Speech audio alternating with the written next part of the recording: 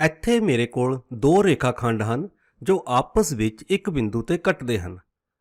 ਇੱਥੇ ਇੱਕ ਰੇਖਾਖੰਡ ਹੈ AB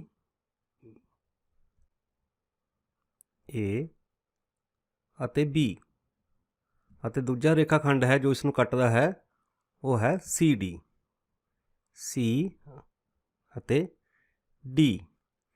ਹੁਣ ਦੋਨੋਂ ਹੀ ਰੇਖਾਖੰਡ ਬਿੰਦੂ E ਤੇ ਕੱਟਦੇ ਹਨ।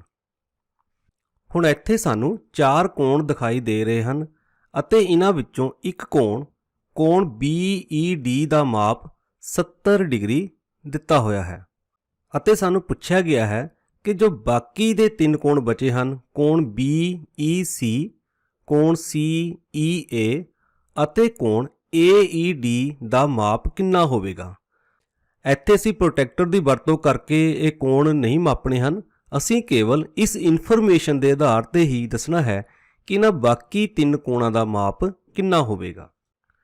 ਹੁਣ ਇਸ ਫਿਗਰ ਨੂੰ ਧਿਆਨ ਨਾਲ ਦੇਖਣ ਤੇ ਤੁਸੀਂ ਇੱਕ ਗੱਲ ਨੋਟ ਕੀਤੀ ਹੋਵੇਗੀ ਕਿ ਇੱਥੇ ਕੋਣ BED ਅਤੇ ਕੋਣ CEB ਇਹ ਦੋਨੋਂ ਹੀ ਲਾਗਵੇਂ ਕੋਣ ਹਨ। ਕੋਣ BED ਅਤੇ ਕੋਣ CEB ਇਹ ਦੋਨੋਂ ਹੀ ਲਾਗਵੇਂ ਕੋਣ ਹਨ। ਹੁਣ ਲਾਗਵੇਂ ਕੋਣਾਂ ਦੇ ਬਾਰੇ ਤੁਹਾਨੂੰ ਪਿਛਲੀ ਵੀਡੀਓ ਦੇ ਵਿੱਚ ਸਮਝਾਇਆ ਜਾ ਚੁੱਕਾ ਹੈ। ਇਹ ਦੋਨੋਂ ਹੀ ਲਾਗਵੇਂ ਕੋਣ ਹਨ। ਹੁਣ ਅੱਗੇ ਇਹਨਾਂ ਦੋਨੇ ਲਾਗਵੇਂ ਕੋਣਾਂ ਦੀ ਇਸ ਸਾਂਝੀ ਭੁਜਾ EB ਨੂੰ ਛੱਡ ਕੇ ਜੋ ਦੂਜੀਆਂ ਦੋ ਭੁਜਾਵਾਂ ਹਨ EC ਅਤੇ ED ਇਹ ਦੋਨੋਂ ਹੀ ਆਪਸ ਦੇ ਵਿੱਚ ਮਿਲ ਕੇ ਸੱਲ ਕੋਣ ਬਣਾਉਂਦੀਆਂ ਹਨ। ਭਾਵ ਕੋਣ CED ਇੱਕ ਸੱਲ ਕੋਣ ਹੈ। ਕੋਣ CED ਸਰਲ ਕੋਣ ਹੈ। ਸਰਲ ਕੋਣ ਹੈ। ਹੁਣ ਇੱਥੋਂ ਸਾਨੂੰ ਪਤਾ ਲੱਗਦਾ ਹੈ ਕਿ ਦੋਨੋਂ ਹੀ ਲਾਗਵੇਂ ਕੋਣ ਮਿਲ ਕੇ ਇੱਕ ਵੱਡਾ ਕੋਣ ਬਣਾਉਂਦੇ ਹਨ CED ਜੋ ਕਿ ਸਰਲ ਕੋਣ ਹੈ ਅਤੇ ਸਰਲ ਕੋਣ ਦਾ ਮਾਪ 180 ਡਿਗਰੀ ਹੁੰਦਾ ਹੈ। ਤਾਂ ਇੱਥੋਂ ਸਾਨੂੰ ਪਤਾ ਲੱਗ ਗਿਆ ਕਿ ਦੋਨੋਂ ਹੀ ਕੋਣ ਜੋ ਲਾਗਵੇਂ ਕੋਣ ਹਨ ਉਹ ਆਪਸ ਦੇ ਵਿੱਚ ਸੰਪੂਰਕ ਕੋਣ ਹਨ। ਇਹਨਾਂ ਦੋਨਾਂ ਦਾ ਜੋੜ 180 ਡਿਗਰੀ ਦੇ ਬਰਾਬਰ ਹੈ। ਇੱਥੇ ਸਾਨੂੰ ਪਤਾ ਲੱਗ ਗਿਆ ਕਿ ਕੋਣ BED ਅਤੇ ਕੋਣ CEB ਇਹ ਦੋਨੋਂ ਹੀ ਸੰਪੂਰਕ ਕੋਣ ਹਨ। ਸੰਪੂਰਕ ਕੋਣ ਹਨ। ਹੁਣ ਇਹ ਦੋਨੋਂ ਹੀ ਕੋਣ ਸੰਪੂਰਕ ਕੋਣ ਹਨ, ਇਸ ਲਈ ਇਹਨਾਂ ਦੇ ਮਾਪ ਦਾ ਜੋੜ 180 ਡਿਗਰੀ ਦੇ ਬਰਾਬਰ ਹੈ। ਕੋਣ CEB ਦਾ ਮਾਪ ਜਮਾ ਜੋ ਦਿੱਤਾ ਹੋਇਆ ਕੋਣ ਹੈ 70 ਡਿਗਰੀ ਜਮਾ 70 ਡਿਗਰੀ ਇਹਨਾਂ ਦੋਨਾਂ ਦਾ ਮਾਪ ਬਰਾਬਰ ਹੈ 180 ਡਿਗਰੀ ਕਿਉਂਕਿ ਦੋਨੋਂ ਹੀ ਕੋਣ ਇੱਕ ਸਰਲ ਰੇਖਾ ਤੇ ਬਣੇ ਹੋਏ ਹਨ। ਹੁਣ ਇੱਥੇ ਅਸੀਂ ਦੋਨੋਂ ਪਾਸੇ 70 ਡਿਗਰੀ ਘਟਾ ਲੈਂਦੇ ਹਾਂ ਤਾਂ ਸੱਜੇ ਪਾਸੇ 70 ਡਿਗਰੀ ਘਟ ਜਾਏਗਾ ਤਾਂ ਇੱਥੇ ਰਹਿ ਜਾਏਗਾ ਕੋਣ CEB ਬਰਾਬਰ ਹੁਣ 180 ਡਿਗਰੀ ਵਿੱਚੋਂ 70 ਡਿਗਰੀ ਘਟਾ ਲਵਾਂਗੇ ਤਾਂ ਬਾਕੀ ਬਚੇਗਾ 110 ਡਿਗਰੀ। ਤਾਂ ਇਸ ਤਰ੍ਹਾਂ ਇਸ ਕੋਣ ਦਾ ਮਾਪ ਅਸੀਂ ਪਤਾ ਕਰ ਲਿਆ, ਇਹ ਆਇਆ ਹੈ 110 ਡਿਗਰੀ। ਇੱਥੇ ਤੁਸੀਂ ਆਪਣੇ ਦਿਮਾਗ ਦੇ ਵਿੱਚ ਹੀ ਕੈਲਕੂਲੇਸ਼ਨ ਕਰਕੇ ਵੀ ਇਸ ਕੋਣ ਦਾ ਮਾਪ ਪਤਾ ਕਰ ਸਕਦੇ ਹੋ ਕਿਉਂਕਿ ਸਾਨੂੰ ਪਤਾ ਹੀ ਹੈ ਕਿ ਇਸ ਕੋਣ ਦਾ ਮਾਪ ਜਮਾ ਇਸ ਕੋਣ ਦਾ ਮਾਪ ਦੋਨਾਂ ਦਾ ਜੋੜ 180 ਡਿਗਰੀ ਦੇ ਬਰਾਬਰ ਹੈ। ਤਾਂ ਅਸੀਂ 70 ਡਿਗਰੀ ਦੇ ਵਿੱਚ ਜਦੋਂ 110 ਡਿਗਰੀ ਜੋੜਾਂਗੇ ਤਾਂ ਬਰਾਬਰ 180 ਡਿਗਰੀ ਆ ਜਾਵੇਗਾ। ਇਸ ਲਈ ਅਸੀਂ ਆਪਣੇ ਦਿਮਾਗ ਦੇ ਵਿੱਚ ਹੀ ਕੈਲਕੂਲੇਸ਼ਨ ਕਰਕੇ ਇਸ ਕੋਣ ਦਾ ਮਾਪ ਦੱਸ ਸਕਦੇ ਹਾਂ। ਹੁਣ ਇੱਥੇ ਦੂਜਾ ਕੋਣ ਜਿਸ ਦਾ ਮਾਪ ਪਤਾ ਕਰਨਾ ਹੈ ਉਹ ਹੈ ਕੋਣ CEA। ਹੁਣ ਇਸ ਕੋਣ ਦਾ ਮਾਪ ਪਤਾ ਕਰਨ ਲਈ ਵੀ ਅਸੀਂ ਪਹਿਲਾਂ ਵਾਲਾ ਤਰੀਕਾ ਹੀ ਵਰਤਾਂਗੇ। ਹੁਣ ਇੱਥੇ ਵੀ ਤੁਸੀਂ ਦੇਖ ਰਹੇ ਹੋ ਕਿ ਦੋਨੋਂ ਹੀ ਕੋਣ CEA ਅਤੇ ਕੋਣ CEB ਦੋਨੋਂ ਹੀ ਲਾਗਵੇਂ ਕੋਣ ਵੀ ਹਨ ਅਤੇ ਸੰਪੂਰਕ ਕੋਣ ਵੀ ਹਨ ਕਿਉਂਕਿ ਦੋਨੋਂ ਹੀ ਕੋਣ ਇਸ ਰੇਖਾਖੰਡ ਤੇ ਬਣੇ ਹੋਏ ਹਨ। ਇਸ ਲਈ ਇਹਨਾਂ ਦੋਨਾਂ ਕੋਣਾਂ ਦੇ ਮਾਪ ਦਾ ਜੋੜ ਵੀ 180 ਡਿਗਰੀ ਦੇ ਬਰਾਬਰ ਹੋਵੇਗਾ। ਹੁਣ ਇੱਥੇ ਅਸੀਂ ਲਿਖਦੇ ਹਾਂ ਕੋਣ CEA ਦਾ ਮਾਪ ਜਮਾ ਕੋਣ CEB ਦਾ ਮਾਪ ਜੋ ਕਿ 110 ਡਿਗਰੀ ਹੈ 110 10 ਡਿਗਰੀ ਹੈ, ਇਹਨਾਂ ਦੋਨਾਂ ਕੋਣਾਂ ਦਾ ਜੋੜ 180 ਡਿਗਰੀ ਦੇ ਬਰਾਬਰ ਹੈ। ਹੁਣ ਪਹਿਲਾਂ ਵਾਂਗ ਹੀ ਇੱਥੇ ਅਸੀਂ ਦੋਨੋਂ ਪਾਸੇ 110 ਡਿਗਰੀ ਘਟਾ ਲੈਂਦੇ ਹਾਂ, ਤਾਂ ਖੱਬੇ ਪਾਸੇ 110 ਡਿਗਰੀ ਕੱਟ ਜਾਵੇਗਾ ਤੇ ਇੱਥੇ ਸਾਡੇ ਕੋਲ ਬਚ ਜਾਵੇਗਾ ਕੋਣ CEA ਬਰਾਬਰ, ਹੁਣ 180 ਵਿੱਚੋਂ 110 ਘਟਾਵਾਂਗੇ ਤਾਂ ਸਾਡੇ ਕੋਲ ਬਚ ਜਾਵੇਗਾ 70 ਡਿਗਰੀ।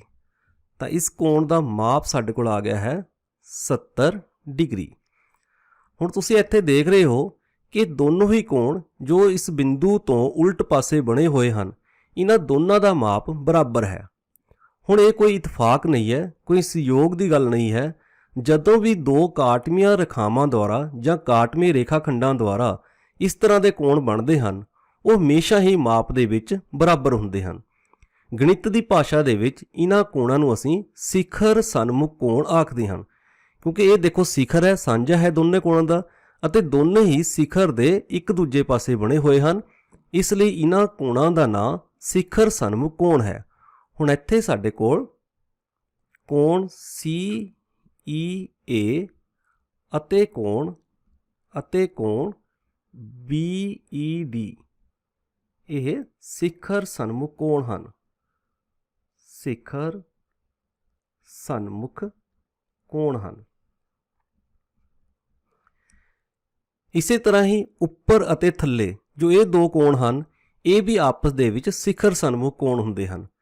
ਇਹਨਾਂ ਦਾ ਮਾਪ ਵੀ ਆਪਸ ਦੇ ਵਿੱਚ ਬਰਾਬਰ ਹੁੰਦਾ ਹੈ। ਤਾਂ ਇੱਥੇ ਸਾਡੇ ਕੋਲ ਕੋਣ CEB ਅਤੇ ਕੋਣ AED ਇਹ ਵੀ ਸਿਖਰ ਸਨਮੁਖ ਕੋਣ ਹਨ। ਸਿਖਰ ਸਨਮੁਖ ਕੋਣ ਹਨ। ਇਸ ਤਰ੍ਹਾਂ ਤੁਸੀਂ ਦੇਖਿਆ, ਜਦੋਂ ਦੋ ਰੇਖਾਖੰਡ ਆਪਸ ਵਿੱਚ ਕੱਟਦੇ ਹਨ ਤਾਂ ਦੋ ਜੋੜੇ ਸਿਖਰ ਸਨਮੁਖ ਕੋਣਾਂ ਦੇ ਬਣ ਜਾਂਦੇ ਹਨ। ਹੁਣ ਅਸੀਂ ਇਸ ਆਧਾਰ ਤੇ ਬੜੀ ਆਸਾਨੀ ਨਾਲ ਦੱਸ ਸਕਦੇ ਹਾਂ ਕਿ ਕੋਣ AED ਦਾ ਮਾਪ ਇਸ ਦੇ ਸਿਖਰ ਸਨਮੁਖ ਕੋਣ CEB ਦੇ ਬਰਾਬਰ ਹੋਵੇਗਾ, ਭਾਵ ਇਸ ਦਾ ਮਾਪ 110 ਡਿਗਰੀ ਹੋਵੇਗਾ। ਪਰ ਇੱਥੇ ਅਸੀਂ ਸਿਖਰ ਸਨਮੁਖ ਕੋਣ ਦੀ ਵਰਤੋਂ ਨਹੀਂ ਕਰਾਂਗੇ, ਇੱਥੇ ਅਸੀਂ ਪਹਿਲੇ ਤਰੀਕੇ ਦੀ ਹੀ ਵਰਤੋਂ ਕਰਾਂਗੇ। ਹੁਣ ਇੱਥੇ ਵੀ ਤੁਸੀਂ ਦੇਖ ਰਹੇ ਹੋ ਕਿ ਇੱਥੇ ਦੋ ਕੋਣ CEA ਅਤੇ AED ਦੋਨੋਂ ਹੀ ਲਾਗਮੇ ਕੋਣ ਹਨ ਅਤੇ ਦੋਨੋਂ ਹੀ ਸੰਪੂਰਕ ਕੋਣ ਵੀ ਹਨ, ਕਿਉਂਕਿ ਇਹ ਦੋਨੋਂ ਹੀ ਕੋਣ ਰੇਖਾਖੰਡ CD ਤੇ ਬਣੇ ਹੋਏ ਹਨ। ਇਸ ਲਈ ਕੋਣ AED ਦਾ ਮਾਪ, ਕੋਣ AED ਦਾ ਮਾਪ ਜਮਾ ਕੋਣ CEA ਜਿਸ ਦਾ ਕਿ ਮਾਪ 70 ਡਿਗਰੀ ਹੈ, ਇਹਨਾਂ ਦੋਨਾਂ ਦਾ ਜੋੜ ਬਰਾਬਰ 180 ਡਿਗਰੀ ਦੇ ਬਰਾਬਰ ਹੈ।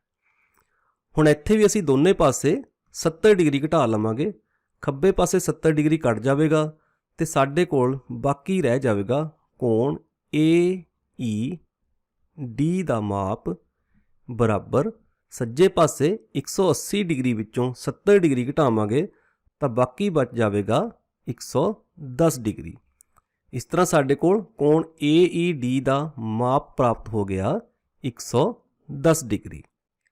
ਹੁਣ ਤੁਸੀਂ ਦੇਖਿਆ ਕਿ ਇੱਥੇ ਅਸੀਂ ਬਿਨਾਂ ਪ੍ਰੋਟੈਕਟਰ ਦੀ ਵਰਤੋਂ ਕੀਤਿਆਂ ਕੇਵਲ ਇਸ ਇਨਫੋਰਮੇਸ਼ਨ ਦੇ ਆਧਾਰ ਤੇ ਬਾਕੀ ਦੇ 3 ਕੋਣਾਂ ਦਾ ਮਾਪ ਪਤਾ ਕਰ ਲਿਆ ਹੈ।